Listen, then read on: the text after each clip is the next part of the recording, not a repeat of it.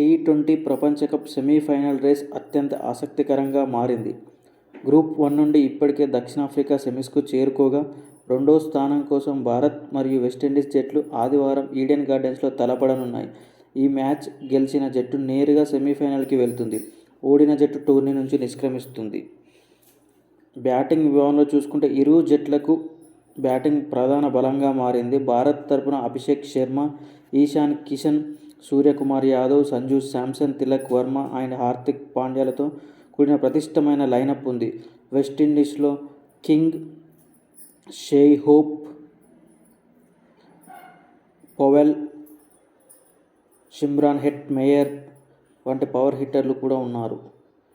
Bowling విభాగంలో జస్ప్రీత్ బుమ్రా, హర్షదీప్ సింగ్ లాంటి పేసర్లు మరియు స్పిన్ విభాగంలో కుల్దీప్ యాదవ్, అక్షర్ పటేల్, వరుణ్ చక్రవర్తి లాంటి స్పిన్నర్లతో భారత్ బౌలింగ్ విభాగం చాలా బలంగా ఉంది. వెస్టిండీస్లో కూడా చాలా మంచి నాణ్యతమైన స్పిన్నర్లు ఉన్నారు. ఒత్తిడి విషయంలో భారత్ చాలా మెరుగ్గా రాణిస్తుంది. వెస్టిండీస్ కొంత తడబడే అవకాశం ఉంది. రేపు జరగబోయే మ్యాచ్ కోల్కతాలోని ఈడెన్ గార్డెన్స్లో జరుగుతుంది.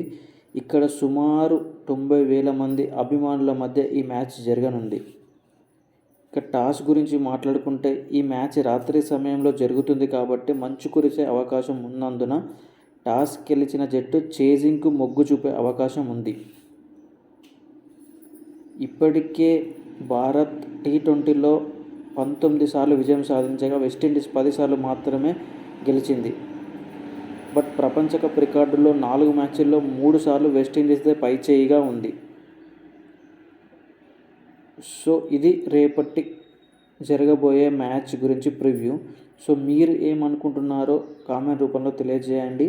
అండ్ నా ఒపీనియన్ ఏంటి అంటే, సో రేపు జరగబోయే మ్యాచ్లో సేమ్ టీం పర్ఫామ్ చేస్తుంది అని నేను అనుకుంటున్నాను.